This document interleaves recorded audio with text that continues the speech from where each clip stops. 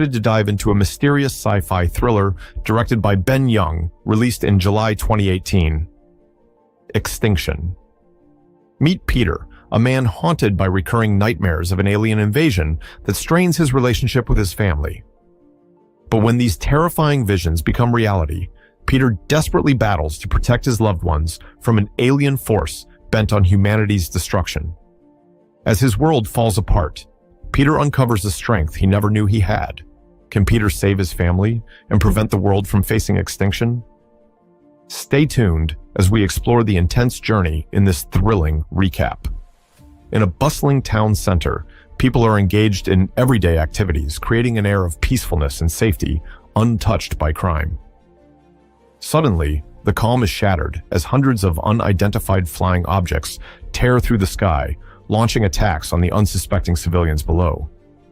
Amidst the chaos, Peter watches in horror from a nearby building just as a missile is fired in his direction. In that instant, he wakes up beside his wife, Alice, drenched in sweat from what is revealed to be one of his recurring nightmares.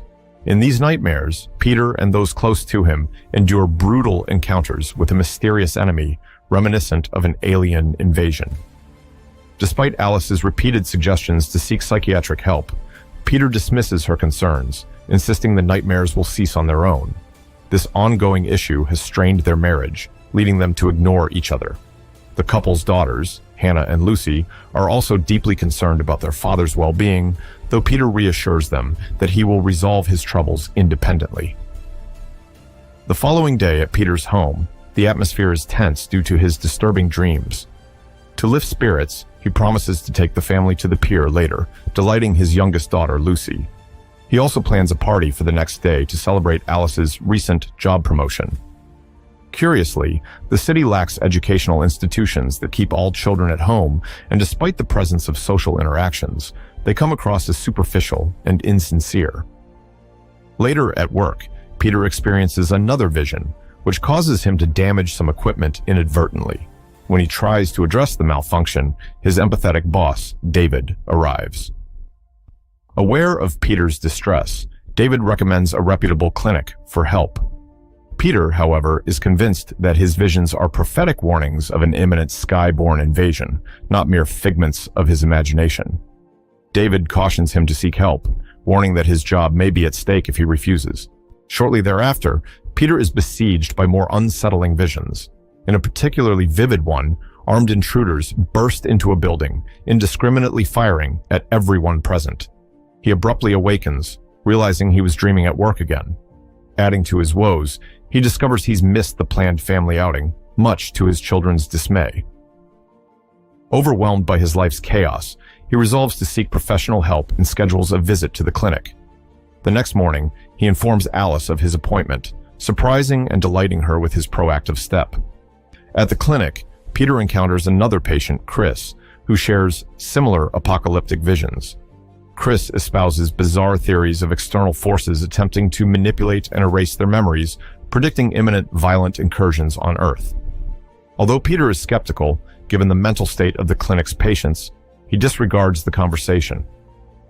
During his wait, Peter endures another peculiar vision involving his boss David and his family, all armed and patrolling the city. This reaffirms his belief in an impending invasion that he feels compelled to remember.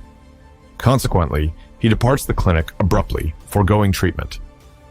Upon returning home, when Alice inquires about his session, Peter confesses his ongoing visions, insisting they forewarn of a looming catastrophe. Frustrated, Alice dismisses his explanations, urging him to prepare for the evening's party. However, the party unfolds oddly, with guests seemingly uninterested in food, hinting at an unnatural indifference. Peter's unease grows as the night progresses, and he frequently scans the skies with a telescope from the balcony. His observations are interrupted when his neighbor Ray points out a glowing object plummeting from the heavens. Initially doubting his own perception, Peter is reassured by Ray that the phenomenon is indeed real, drawing Alice and Ray's wife Samantha to the spectacle. Suddenly, the object crashes into a nearby structure, unleashing a devastating shockwave that violently hurls Peter and the others back into the apartment through the shattered window. Regaining their footing, they return to the balcony, only to witness a horde of similar objects descending upon the Earth. In a state of panic, the group hurries back inside the house. Peter quickly checks on his children and finds that Hannah is at Ray's place, spending time with his daughter, Maddie. Without delay, he and Ray head over to retrieve the girls. However, their mission is interrupted by an alien soldier who suddenly appears and starts shooting at them. They manage to escape and find temporary cover. Once the coast is clear, they search for and eventually find the girls trapped in an elevator, along with the lifeless body of a woman, a grim indicator that the invaders are intent on destruction. After rescuing Hannah and Maddie, Peter and Ray witness an armed soldier executing residents mercilessly. They find a moment to part ways with Ray and his family safely. Back at his apartment, Peter reveals to Alice that the unfolding chaos mirrors the scenes from his recurring nightmares, although he admits he's unsure of what may come next. He suggests they should head to the safety of the factory where he works. As the sounds of violence grow closer, they quickly barricade their front door and secure the girls in their room. During this tense moment, someone attempts to break through the door. As Peter and Alice brace against the entry, their daughter Lucy leaves her room, searching for her soft toy, Herman, and hides under a table. The alien soldier, thwarted at the door, breaches the apartment by making a hole in the wall. Peter and Alice rush to protect their daughters, discovering Lucy missing from her hiding spot. Just then, the alien soldier locates Lucy and pauses, examining her closely. Seizing the moment, Peter attacks the soldier from behind, and with Alice's help, they manage to overpower the assailant. Armed with the soldier's weapon, Peter leads his family to the roof, where they reunite with Ray and his family. They are all horrified to see their city engulfed in flames, a bleak outcome of a society unprepared. Suddenly, an alien drone scanning the area forces them to conceal themselves. Realizing the roof offers no long-term safety, they attempt to escape using the glass cleaner's lift, but a malfunction forces them to take refuge in an empty apartment. Meanwhile, it becomes apparent that the earlier alien soldier is still alive and tracking them through a homing signal on the gun Peter had taken. Examining the weapon, Peter discovers it has a biometric trigger, usable only by its original owner. As they hear aliens closing in, Peter urges everyone to make for his factory's basement, which he believes to be a safe haven. Although aliens heavily patrol the area, Alice recalls tunnels she discovered during her work, which could provide a covert route to the basement. An unexpected barrage from an alien ship strikes suddenly, instantly claiming the lives of Ray and his family. Peter quickly leads his family from the apartment, but they soon encounter two armed aliens in the corridor.